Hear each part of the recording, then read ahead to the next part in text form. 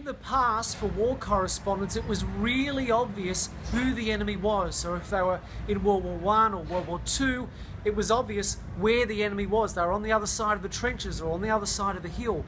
But in wartime today, the enemy could be anywhere, and it could be a roadside bomb, it could be someone carrying an explosive device. So today, it's much more dangerous because it's not obvious where the enemy is, and also ISIS and others would want to use journalists to maximize the impact of their exposure of their campaign. So targeting journalists to try and make their point across the internet and across the world.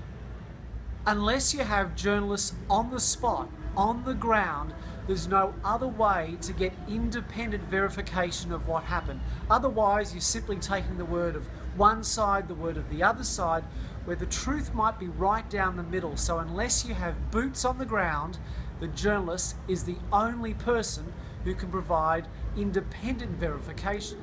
It's never been a more dangerous time to be a foreign correspondent, but thankfully there are still people willing to do that job. The problem is your major broadcasters, your major newspapers have less resources to deploy into those areas.